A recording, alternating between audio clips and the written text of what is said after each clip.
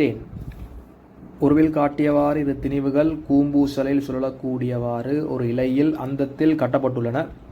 திடீரென ஒரு திணிவு இலையில் இருந்து விடுபடுமாயின் என்று சொல்லப்பட்டிருக்குது. ஸோ நான் கேட்குறேன், இப்படி ரெண்டு திணிவு வலிக்கு தானே, ஒரு திணிவு சடுதியாக இந்த இலையிலேருந்து அறுபட்டு போனான்னு சொன்னால் மற்ற திணிவிட கோண வேகம் கூடுமா குறையுமா?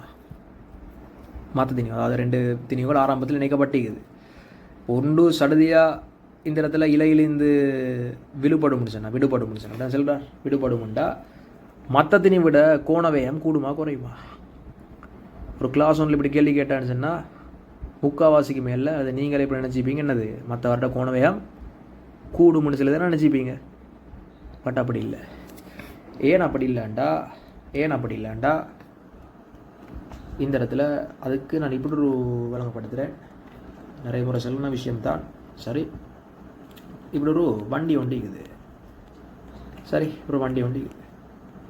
இந்த வண்டியில் நான் என்ன செஞ்சுக்கிறேன்டா, கொஞ்சம் நீர் நிரப்பிக்கிறேன். என்ன நிரப்பிக்கிறேன்? நீர்.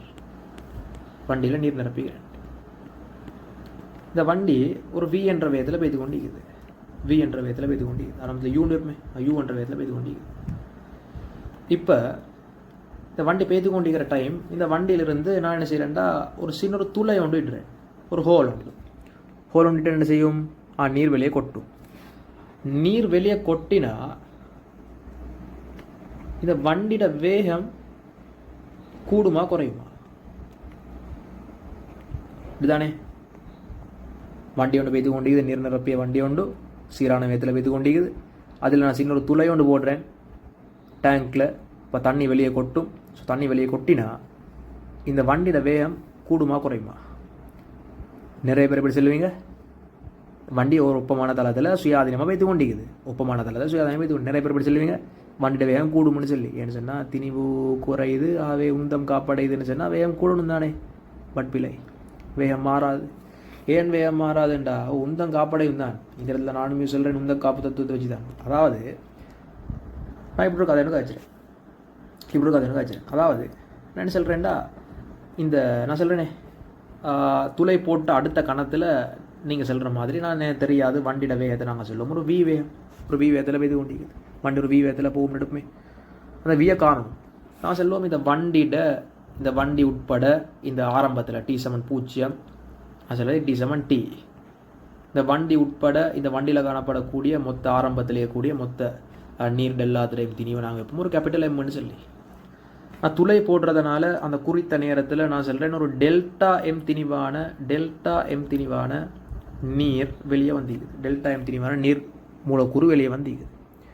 அப்போ நான் சொல்கிறேன், இப்போ வண்டியோட வேகம் என்னது, வண்டியோட மொத்த திணிவு என்னது? இப்போ M - டெல்டா எம். அப்படிதானே டெல்டா எம் திணிவு வெளியே வந்திக்குதுன்னு சொன்னால் நீர். இப்போ வண்டியோட திணிவு என்னது? வண்டி உட்பட ஏனைய நீரில் திணிவு என்னது? M - delta M. நான் சொல்கிறேன், இந்த வண்டி ஆரம்பத்தில் ஒரு U என்ற வேகத்தில் பெய்து கொண்டிருந்துச்சு. அப்படி தானே, நான் துளையை போடுற அந்த கணத்தில் நீர் வெளியே கொட்டும் தானே. அந்த நீர் வெளியேற அந்த துளை போட்ட கணத்தில் நீர் வெளியேறும். அந்த வெளியேற நீரிட வேகம் என்னது? அது டெல்டா எம் திணிவான நீரிட வேகம் என்னது? அந்த வெளியேற கணத்தில் நீங்கள் ஒரு பஸ் ஒன்றில் பெய்து கொண்டிருக்குது. ஒரு பஸ் ஒன்று ஒரு 10 மீட்டர் செகண்ட் -1 வேகத்தில் பெய்து கொண்டிருக்குது. அந்த பஸ்ஸில் ஜன்னலிருந்து நீங்கள் ஒரு சின்ன ஒரு பொருள் ஒன்று அப்படியே விட்டுடுறீங்க. அந்த விடுற கணத்தில் அந்த பொருளோட வேகம் என்னவாகும்? அந்த பஸ்ஸோட வேகமாகும். அதாவது 10 மீட்டர் செகண்ட் -1 வேகமாகும். உண்மைதானே? ஏன்னு சொன்னால் அந்த விடுற கணம் வரைக்கும் அந்த பொருள், அந்த பந்து பஸ்ஸில் தானே இருந்துச்சு. ஸோ அந்த பொருள், அந்த பஸ் எல்லாம் ஒரே தொகுதி. ஸோ அந்த விடுற கணத்தில் அந்த பஸ்ஸோட 6 மூடுகள் வேகத்தெல்லாம் எடுக்கும். ஸோ அந்த அடிப்படையில் இந்த டெல்டா எம் திணிவான இந்த நீர் மூலக்கூறுட வேகம் என்ன வருமுண்டா, அந்த U வேகமாகும் அந்த விடுற கணத்தில். இப்போ நீங்கள் இந்த முதலாவது சந்தர்ப்பம் இது ரெண்டாவது சந்தர்ப்பம். ரெண்டு சந்தர்ப்பத்துக்கும் நீங்கள் உந்த காப்புத்தம் எழுதி பாருங்களேன். 1,2க்கு நீங்கள் உந்த காப்புத்தம் எழுதினா வலப்பக்கம் என்ன வரும்? ஆரம்ப உந்தம் கேபிட்டல் M தர U ஆரம்ப உந்தம். இறுதி உந்தம் என்னது? பஸ்ட திணிவுன்னு சொல்லுது. இப்போ கேபிட்டல் M பஸ் அல்ல வண்டி இன்ட்டு V ப்ளஸ் இந்த நீர் மூலக்கூறு மிகுது. இப்போ அந்த விட்டுற கணத்தில் அந்த நீர் மூலக்கூறும் தொகுதி தானே. இப்போ டெல்டா M தர U. ஸோ இந்த டெல்டா எம் இங்கே கொண்டு வந்தால் இங்கே பக்கம், ஸோ இடப்பக்கம் கொண்டு வந்தால் M - டெல்டா எம் தர யூன்னு சொல்கிறது M - டெல்டா எம் தர V. என்ன வரும்? M minus delta M M minus delta M cancel ஆகினா இந்த வியும் யூவும் சமன். அப்போ என்ன சொல்ல வாரேன், சின்னொரு துளை ஒன்று போட்டான்னு சொல்லி வண்டிட வேகம் மாறாது.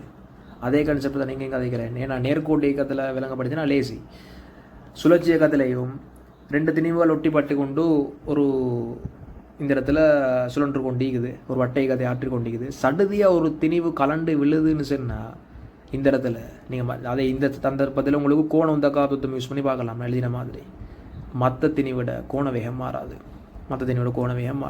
ஸோ மற்ற திணிவிட கோண